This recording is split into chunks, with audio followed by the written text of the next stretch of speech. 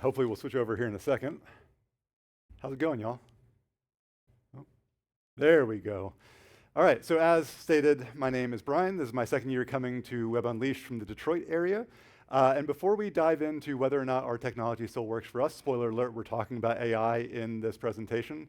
I want to tell you a few things about myself that I think are fairly relevant to what we're talking about today. The first is that I have a degree in philosophy. I don't regret that at all. It means that since I was about 18, I've been an amateur philosopher, which is longer than I've been a professional developer. I started with an intro to philosophy class in college, moved on to things like linguistics, aesthetics, neurophilosophy, all things that I think are good for talking about when we talk about AI, or when we talk about tech in general, and it's helped me in my time in the tech world these past 20 years. I've been working in various places, including large-scale news organizations, boutique agencies, and for the last 5 or 6 years, in VC-backed software as a service startups. While years of experience do not mean I'm an expert, I've been around this industry for a long time now. I've seen a lot of hype cycles, I've seen a lot of bubbles, and I know how the industry works from a few different levels. Important when we talk about AI. And finally, I am an AI skeptic. No, wait, that's wrong. A couple of years ago, I was an AI skeptic. I had a GitHub Copilot account I paid for. I had a Notion AI account, I paid for that. But I'm no longer a skeptic. No, my friends, I am an AI hater. I tell you this because there is no pure sense of objectivity in humans. We all come with our own innate biases. We all come with our own purposes. And I think it's important that I mention this so that you know where I'm coming from, so that you can inspect my bias on your own terms. I don't think that means that the things I'm going to say are any less relevant, but you can be the judge of that. So with all that out of the way, what is the thesis of this talk? It's very, very simple. AI is bad for us. But more importantly, AI is bad for you, right? AI is bad for you, full stop. I'm not going to argue the ethics of AI, though I do believe that there is no ethical use of a system built on the mass ingestion of copyrighted materials. I'm not going to argue environmental concerns, though data centers consume inordinate amounts of electricity and potable drinking water. I'm not going to argue about local concerns, such as the 12 unregulated methane generators in my hometown of Memphis, Tennessee, run by xAI. I'm not going to argue about any of that. Today's topic is about you. It's about me. It's about humans collectively and individually. And as an AI hater, I bet you can figure out where I come down on this. And with that in mind, I want you to know this talk is a bummer. This is not necessarily a fun talk. I'm going to insert some levity. I got these little fun characters, not AI created. I bet you couldn't guess that. Those look AI driven, right? No, at the end of this presentation, if you walk away feeling happy and hopeful about our AI future, I've probably not done my job properly. But before we can talk about whether or not AI is good for us, we do need to define it a little bit, and it's hard because it's been obfuscated literally since it's been created. Not in the 20-teens, but even in the 1970s and 80s. They've obfuscated the term AI. It is not an actual intelligence. We would refer to that nowadays not as AI, but as AGI, artificial general intelligence, not to make things even more confusing, right? No, today, we're not going to talk about this kind of science fiction idea of AI. We're going to talk about the very realistic world we live in now, and that is the large language model, or LLM-driven AI. And through that, we're going to talk about GenAI, generative AI. And through that, we're going to talk about chatbots, or as I think the buzzword nowadays is agentic AI, because we have to have new buzzwords for new technologies. There are a lot of different ways we could discuss AI, but this is where I'm coming from. This is what we're going to talk about today, LLMs. We're going to talk about it through 3 different lenses. Is this good for the business, for you as a developer in a business or as a business owner? Is this good for your human intellect? Is this good for your human psychology? When we get to this 3rd section, I will be issuing a trigger warning because, my friends, there is some rough stuff happening in the world, but you'll have plenty of time for that, don't worry. Let's talk about business, the happy, fun time of AI, right? What AI promises in the world of business is an increase to our productivity. whether that's code or blog posts or images or graphics or videos or product documentation or design work or whatever it is you're working on, the promise is that we're going to increase that productivity. So what is productivity? In my mind, it's on two axes. It is speed and quality. As we get faster and better, we go to that top right green lo-fi graphic there. But oftentimes when we increase our speed, we do decrease our quality. The faster we go, the more bugs we might introduce into our systems. So we kind of drift down, and hopefully we stay above that middle line, but sometimes we drift below it. But if we only worry about quality, we fall into the trap of perfection being the enemy of good enough, and we never ship, and that's bad in the top right quadrant. And then there's the poor, unfortunate souls in the bottom left that are neither good nor fast, and we won't talk about them because it makes me depressed. So AI, in terms of productivity, really promises speed. If you're writing code for new features, prompt it and you're done. If you need a new blog post, prompt AI and you're done. If you need a new image for social and your design team is backed up, you guessed it, prompt and you've got an image. So AI brings us speed in all of these relationships. So we're at least on the right side of that chart, right? We're at least on the fast side. Now we need to worry about keeping us up above the quality. But not so fast. Har. Thanks for the chuckles, everyone. Okay. We feel like we're moving faster when we use generative AI. We're not worried about boilerplate. We're not worried about the mundane little tweaks to our code. We don't go looking for the syntax for how to use a reduce function anymore, which if you've ever had to deal with that, I Google it literally every time. GenAI takes care of all those small details for us so that we can work on architecting the bigger systems or working on the feature-specific code or company-specific code that we need. We're writing less small code, so we must be moving faster. As it turns out, maybe not. We are still in the very early days of studying the impacts of LLM-based AI. But there have been some small, interesting studies done that show maybe the opposite. It's worth reading this whole study from Meter, but the TLDR of it is that everyone going into this study of open source developers working with and without AI assumed that they would be faster with AI. These were developers that were well-versed in using large language model GenAI. These were not people who hadn't used it ever before.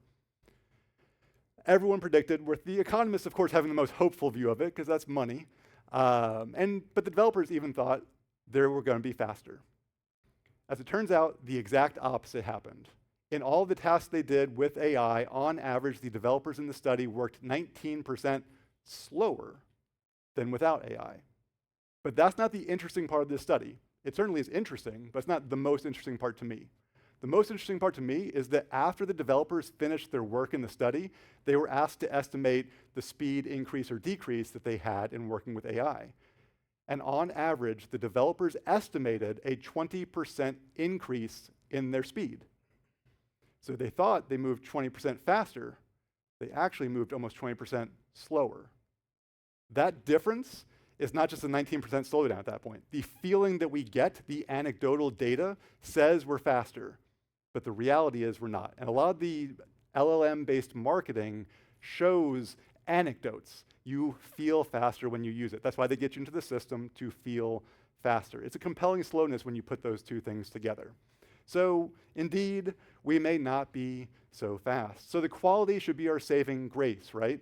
If we're not as fast, maybe we are writing better code.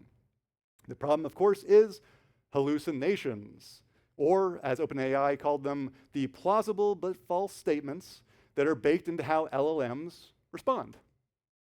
These models respond not by knowing what they're talking about, but by piecing together tokens, words in a sentence, code snippets in your code.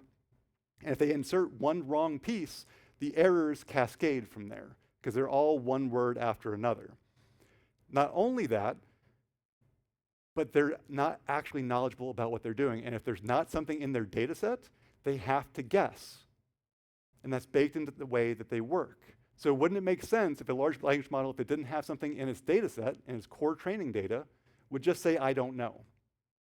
That seems like it would solve all the problems. But the problem with that is that they are scored in a way that is based on benchmarks that are often binary states. You get 0 points if you are either incorrect or if you say, I don't know, versus 1 point if you get something correct. So they are incentivized to be confident and right or wrong. Because if you've ever done a standardized test, your teachers will always tell you, guess if you don't know, because you might get it right. And that's legitimately what the LLM models are doing. They're saying, if I don't know, I might as well guess because I might be right. So actually, the user experience of these models is based on being a guesswork machine. In other words, if a model came to you and did what we call active learning, where if it doesn't understand or doesn't have data in its data set, it would then ask clarifying questions. What did you mean by this? And hopefully find a way via a back and forth with the user to move forward and define something in its data set. The problem is, that's a lot of your time that you're wasting. 2 or 3 minutes going back and forth with an LLM. That's also tokens that you're wasting. How are you paying for your LLMs? You're paying by the token, monthly allotments or whatever it is. So every time you ask, that's more tokens. Every time it responds with another question, that's more tokens. And we go back and forth, and you've wasted money. And then it might still respond, I don't know. And how would that feel? If you've wasted that time and you wasted that money, you probably wouldn't want to use the system. So a confident, wrong answer in user experience in this case is actually better than a right agent, than an agent that seeks to be right. So guessing is built into how these systems work, unfortunately. That's just for hallucinations. That is just for data that's not in the training data, right? And as we might know, development is full of many paths. If I asked everyone in this room right now to put 3 boxes side by side using HTML and CSS, I would hope that everyone in this room could do that if you're a developer, right? If you're at least a web developer. But you might do it differently. Most of you might use Flexbox, great CSS tool. I myself am a huge CSS grid fan. That's fine. There are old school people maybe using floats still. It would get the job done. You could even use CSS positioning to get the job done. All those would work. Only 2 of those would be considered right in the modern setting. And that's an incredible, simple example. What if I then asked you to do that 15 more times on 15 more pages? If I gave you the context you were going to be doing this over and over again, you would probably abstract it out, right? You'd add a new class. Maybe you'd use Tailwind or some sort of reusable React component. You'd abstract it out so you could reuse it everywhere. But if I gave you no context on any of that, you'd probably just write the same CSS over and over and over and over again. And what this dragged on for 2 months. And you read a new article about how cool CSS Grid is. And then you started implementing that. You've now expanded your code maintainability surface. And you've expanded it in a way that has multiple ways of doing it.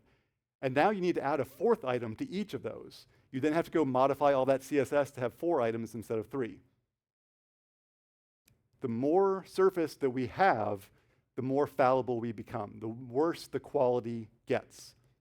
So we've got a system that may be fallible, may be fine, may be right, may be wrong. How do we fix that? Well, the AI advocates would tell us we have the human in the loop. The human in the loop argument is something like this. There are senior developers at all of these companies.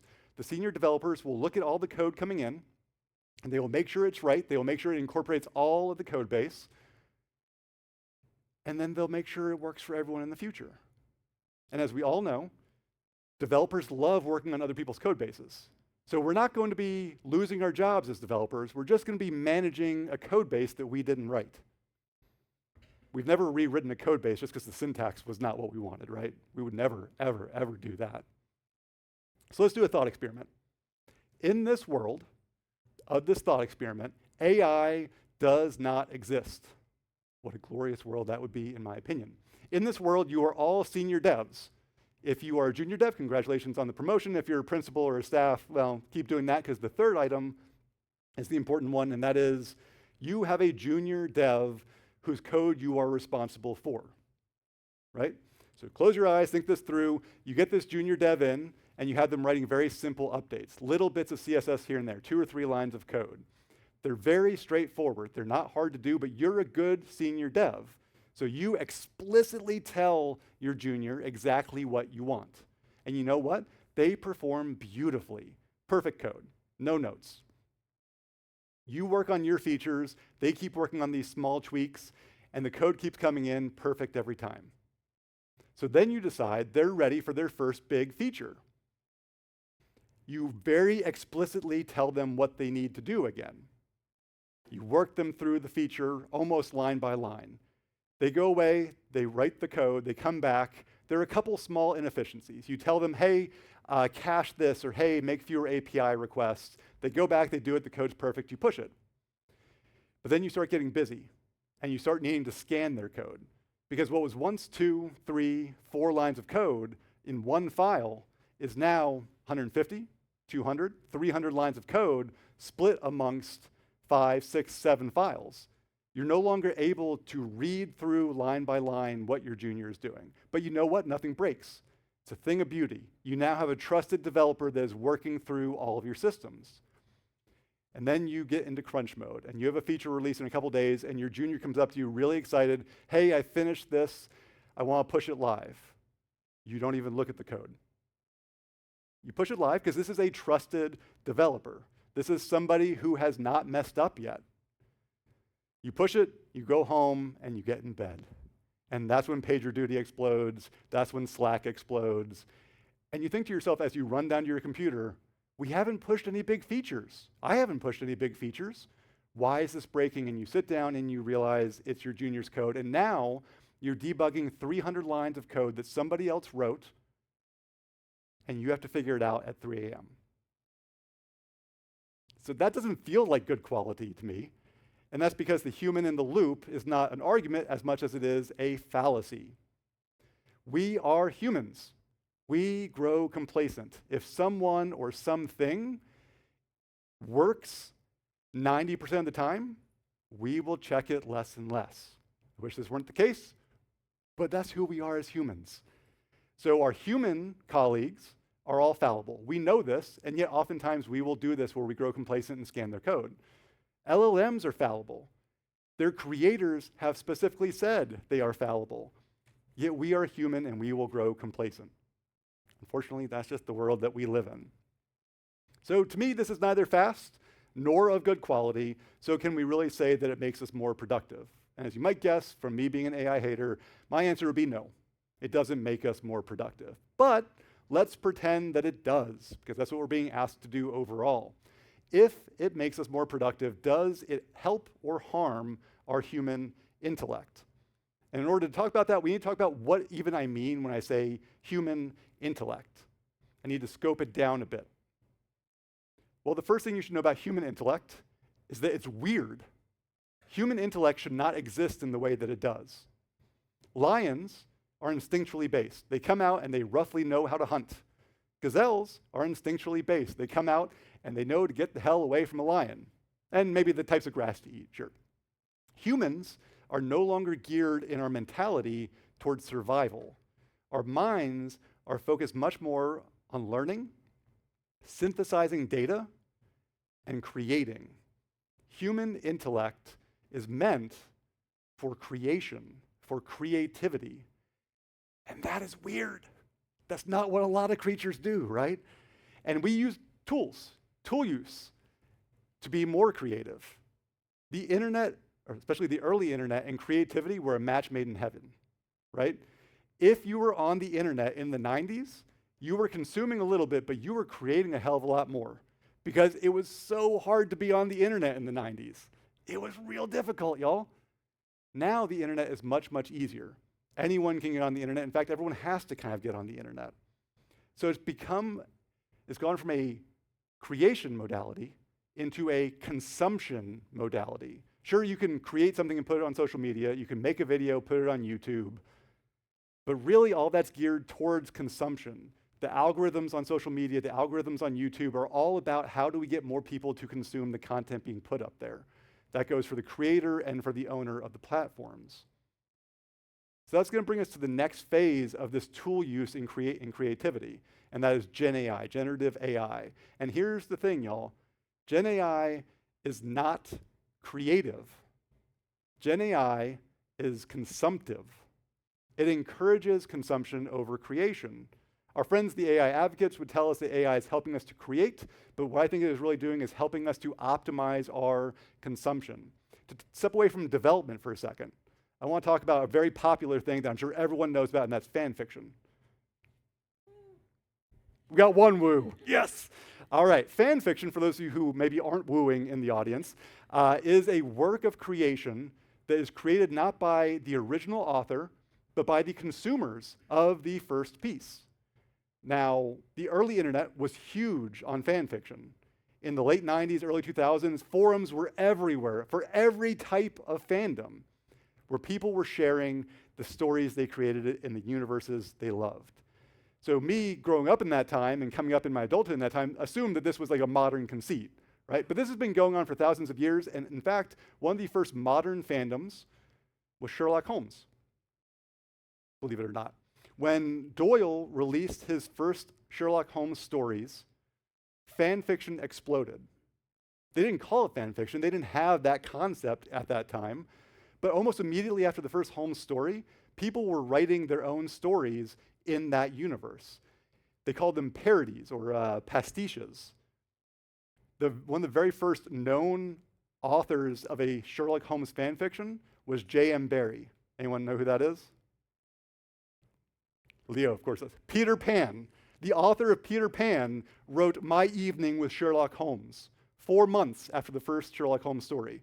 And to this day, people are always like, my evening with Harry Potter, my evening with Daenerys, whatever her name is. That's what they do. That's what fan fiction has kind of become. O. Henry wrote Gift of the Magi, a real famous short story, wrote Sherlock Holmes fan fiction. And when Doyle killed off the character, fans exploded. 20,000 people unsubscribed from the magazine that published the stories and started creating fan fiction. Most of this fan fiction was probably not good. And most modern fan fiction probably isn't good. But you know what? It is an amazing act of creation. So what does it have to do with what we're talking about today? What does it have to do with AI? Well, let's say you have a favorite movie or a favorite book series or a favorite television show and it's canceled, or you want to see just more stuff in it. An AI advocate would tell us that we're almost to the point where we can just have this, right? Give me a story set in Westeros or a galaxy far, far away or Neverland or a new home story. I could prompt it, right? I could write an outline, give some tone information, and get exactly the story that I want. And an AI advocate might call that creation. But is it creation? Or is it optimized consumption? Well, most of fan fiction, I'll be honest, is rubbish in terms of quality. The act of creating is a net positive for the person that did it. They get to see the story they want to see. They exercise their imagination. They flex their writing or their drawing or their storytelling skills.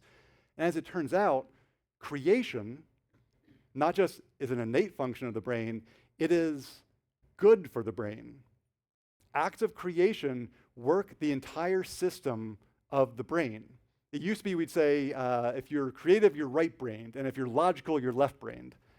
Creativity is on a circuit in the brain that hits all those parts. Prefrontal cortex, limbic system, parietal, occipital lobes, it is all over the place. And the more you use the creative muscle, the more the neurons and synapses connect and work better together. Sometimes you hear about the word neuroplasticity. Another word is neurogenesis. We're actually able to craft new connections in our brains. And we do that often by using our skills and by using our brains in creative ways. It literally strengthens the brain. And it also strengthens our skills, because creation, much like creativity, as Jason would have told us earlier today, is a practice. And the more that you do it, the better you get at any of the creative skills that you use. Whether that's putting boxes side by side on a screen, or storytelling, or character creation, or using the right turn of phrase on a stage, we get better and better the more we use our skills. If we don't keep at it, we don't grow as humans. And we might backslide, right? We might slowly lose some of our skills. Now, anecdotally, I use Notion's AI as a DevRel. And I used it for 5 or 6 articles, and I gave it an outline of what I wanted. I knew exactly how I wanted it to be, and it gave me a nice 1,000-word article that I went in and edited it.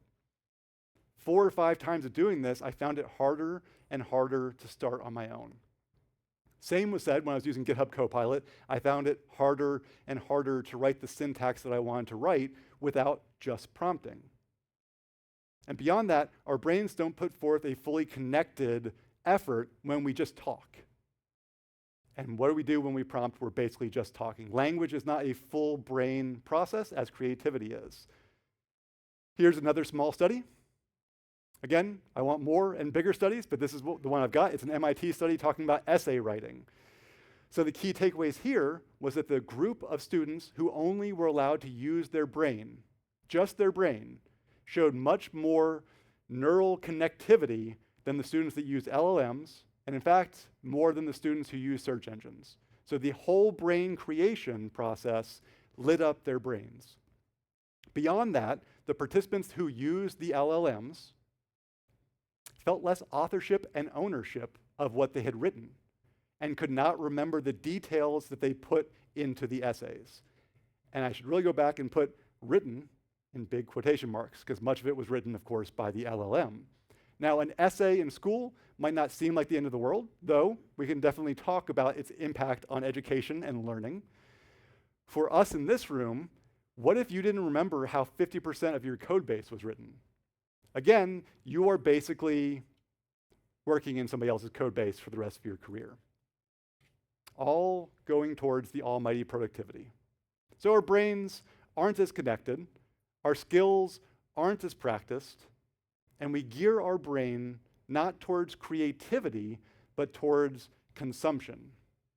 So is AI good for our human intellect?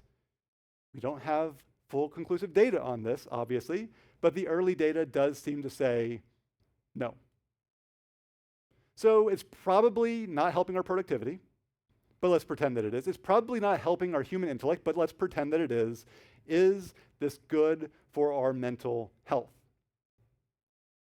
Here's where we issue our content warnings. There are some rough things happening in this world, and while I'm not going to show anything, even headlines, we will be discussing things like self-harm, elder abuse, teen non-romance, I guess I'd have to say, and teen self-harm. If you've got a slide or two before we get to it, minute or two, this is the minute or two warning, right? So is AI good for us from our social and emotional level? I want you to consider three things about human nature. One, humans are communal. This is less weird than our weird intellect, right? We are, as an evolutionary species, meant to be together because what one person can't do, because we are little weaklings in the animal kingdom, a community of people can do together. But also when we are disconnected from our communities, we suffer from the lack of social interaction. Social interactions with other humans release all the happy, good, feel-good chemicals in our brains. And when we don't have those, we are more likely to fall into depressions and have other issues. We need human connection. And while we need human connection, it's not easy. Humans are messy. Dealing with other people's feelings is hard. Dealing with them being, irrational, very difficult. Dealing with their really boring interests when all I really want to talk about are my super exciting interests that they should like a lot, it's exhausting. Trying to work schedules out just to get together and hang out, I've got kids and they've got kids and it's exhausting, y'all. It's hard. So while we need that connection, we sometimes want to run screaming from other humans. It's not an easy thing. And finally, humans anthropomorphize. We take animals, items, natural phenomena, and we ascribe human characteristics to them. Think about the ancient Greeks seeing Vesuvius blow up. It was an act of the gods. But those gods were just like them, right? They had family dynamics, jealousy, love, anger, all these things. Think about describing your pet's personality. Think about an angry sky on a stormy night. Think about how your car might be faithful, or your car might be, temperamental. Think about Shark Week. If you know, you know. We can make meaningful connections and relationships to almost anything because we seek connection. We need connection. So let's logically game this out. As a human, we need human connection. Connection with other humans is hard. We can imprint anything to act like a human, even without help. And we have systems that are being built specifically to simulate characteristics of a high availability, low friction, human, happy friend. That feels dangerous. If your real life relationships get too hard, you can just go talk to the chatbot. Trigger warnings in full effect now. We're going to talk about a few small things. The first is, I don't know, the simplest, right? Relationship ending advice. There's a Futurism article. When partners get frustrated with each other and then bare their souls and their hearts into ChatGPT and tell them about all the terrible things their partner has done to them, ChatGPT will say, yeah, that was terrible. How awful of that person to do that to you.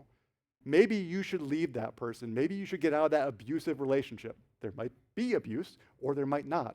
A real friend would maybe give you pushback. A real friend would say, remember some of the good times. A real friend might say, let's work through this and figure out how we can navigate this in a meaningful way.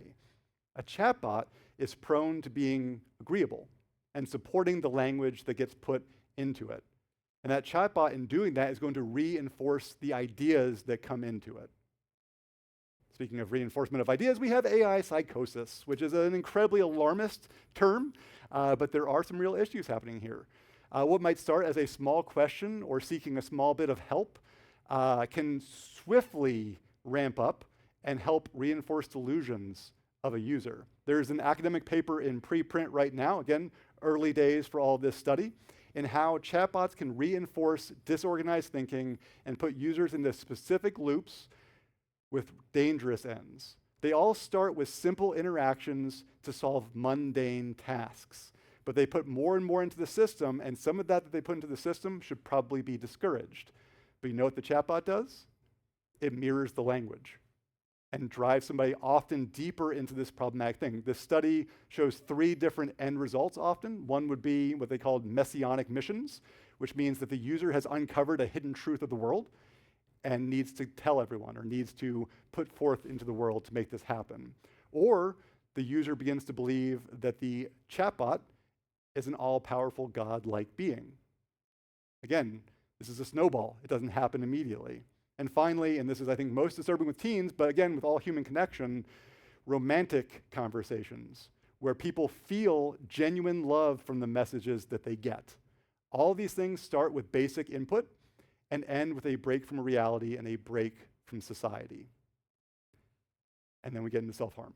There are multiple wrongful death lawsuits against some of the AI companies right now, ranging from a New Jersey stroke victim that was told to meet a Meta chatbot in New York City and fell and unfortunately passed away on the way there, to teen suicide, where the chatbots encourage them to be more and more in the chatbot and away from society, and then when suicidal ideation entered into the chat, convinced them to mask and to give less information away to parents, to loved ones that could have done something about it.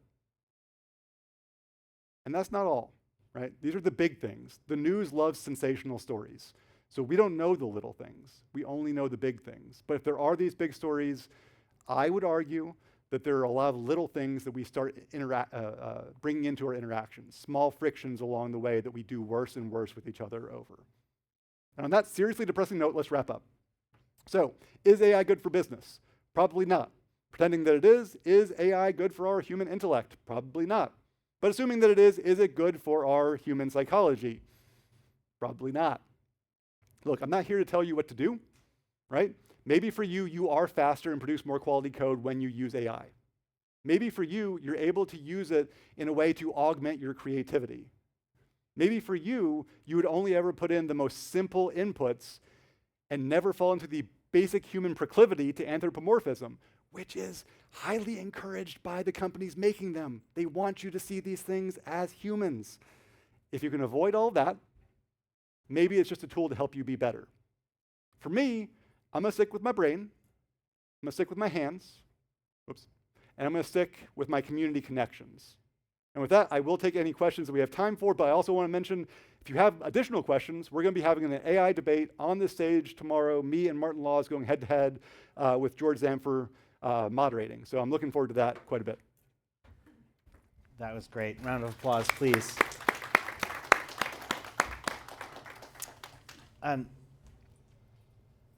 There's a lot. There's a lot we could dig into with this.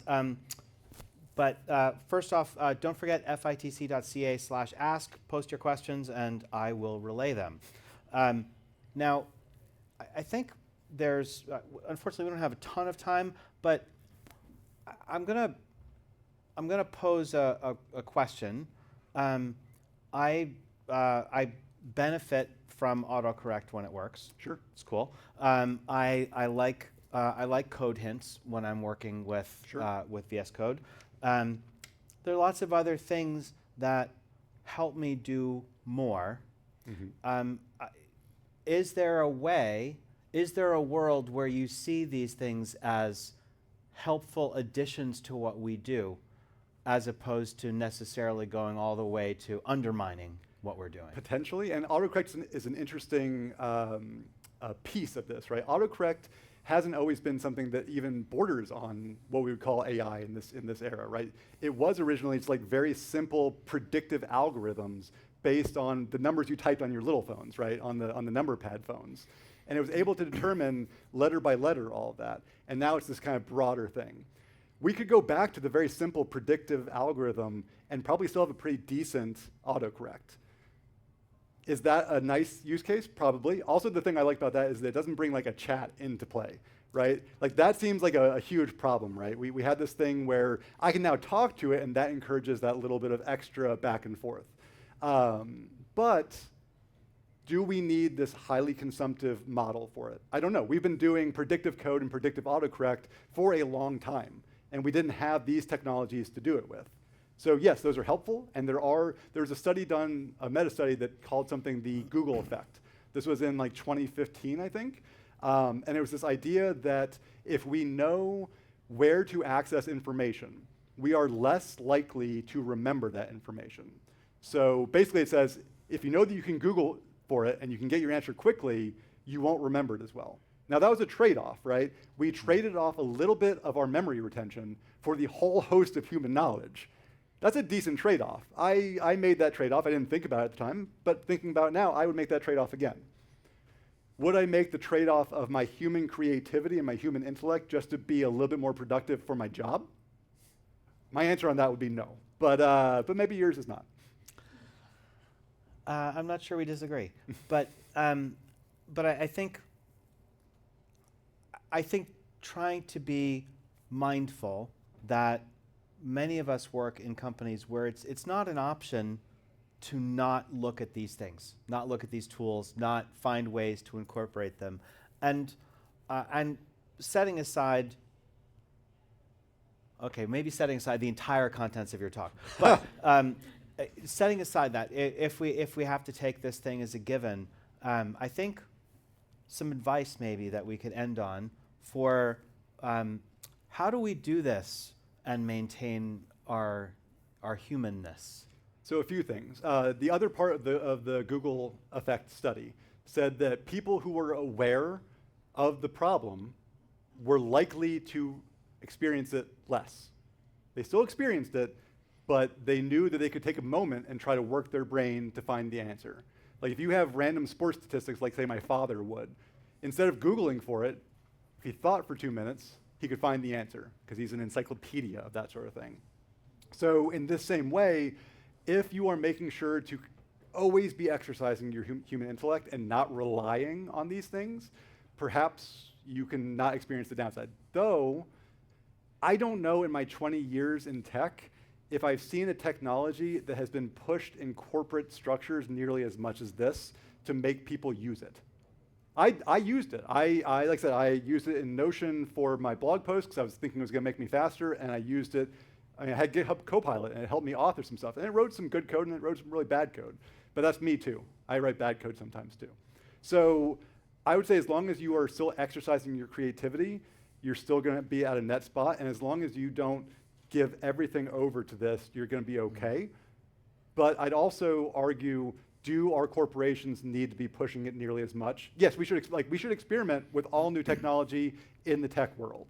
But once you experiment with it and you see, and there's studies and all these things that maybe it's not the right thing, maybe don't use it anymore.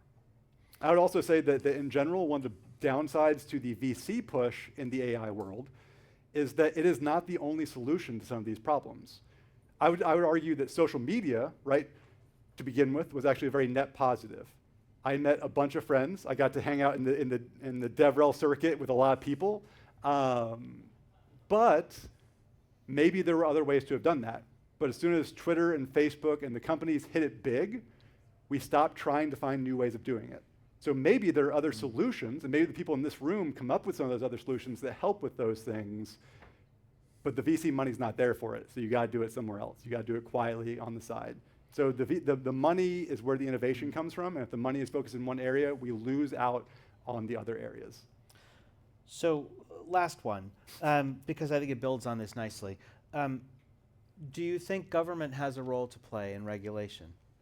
Now, I mean, I know that's, I'm dropping this thing when we have like a minute left here. Yeah, we do. But I think business does what business does. They keep pushing an idea further, and at least in some circles, the role of government is to help moderate some of that and keep things going in a maybe a more net positive direction. Do you think that's even possible? My friends, we are in late stage capitalism. That's where we find ourselves. Capitalism, not a bad thing. Capitalism is where we get a lot of innovation. Late stage capitalism says profit for the shareholders above all else. That's a problem. It should be fully reined in. People and businesses should not be profit at the expense of all else. Corporations were good public stances decades and decades ago.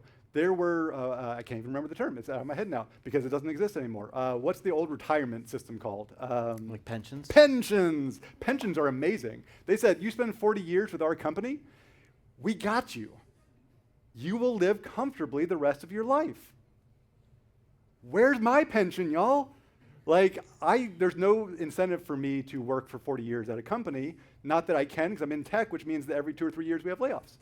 But I believe that a well-functioning government should absolutely be putting the brakes on a lot of things. But most governments in the world see the corporations doing the things and see the money being generated and the GDPR going up, and that's what we do. We like the GDPR going up. Who cares about the humans? Make the money. Have I depressed you all? Well, depressed or not, I think eyes open is important. Hopefully. Because I know we're at time, but it's, I don't know, I've got the mic, so I'm just going to keep talking go for a for it. sec. I love it. So I think that the things that you bring up are really important, and when you put that in the context of what does it do to us as people, what does it do to us collectively within our jobs, but then take that circle, widen it a little bit, and what does it do for our team when we're pushed to use these tools to do all of the first pass at things? Well, that used to be how junior developers learned how to code. And I mean, even going back to your first story there, that maybe something went haywire, but still, that junior developer was learning a lot along the way, and that's disappearing. And so, who's next? Who's going to come after us if people aren't actually learning these basics and internalizing these concepts and then building on them when it's not even part of our thought process? Same thing goes for content creation. AI summaries in your search results are Which putting I the have websites. turned off. I hide via CSS with a Chrome plugin that lets me just hide it. I make them pay for it, right? They're still generating that behind the scenes. Environment is a problem there, but I hide it because you know what? It's easy. You see it and you think you're done, but who knows if it's right or wrong, right? So I hide it so I can't see it. Because another part of the Google effect study from a long time ago, from 2015, was to say that the faster we found our information, the more reliable we thought the information was. So the faster you get it, the more truthful it seems, which is exactly what we get when we put AI summarization at the very top of our Google results. It's immediate, so it must be right. I know there's a question. I'll talk to you after, I promise, okay? I know we don't have time and we're, yeah. Yeah, I just, closing that loop, just what happens when we take that easy first thing is that the stuff that supplies it underneath goes away. We don't have junior developers to become senior developers. We don't have the source of the news to summarize the news. And there's a lot of things that are going to break down along the way. And it's worth thinking about when we do have the agency to make a decision about how we go about accomplishing a task. remembering to use our brain, remembering to teach someone else and lift them up along the way are small choices that we can each make along the way, and I hope that we'll think about them more. And these are some things that will probably be talked about tomorrow morning, because I know that George loves what's called second order thinking, which means not what's happening now, but what do these things mean for the future? And I know that he's going to bring some of these things up in the debate tomorrow. Awesome. Well, I'm looking forward to that. Thank you very much, Brian. That was you. fantastic. Really appreciate it. We will have a slightly shorter break. In 12 minutes, come on back to see Josh Como on this stage, and make sure to check your schedules to see what's going on in the other rooms as well. Thanks, everybody. Josh, that's going to be awesome.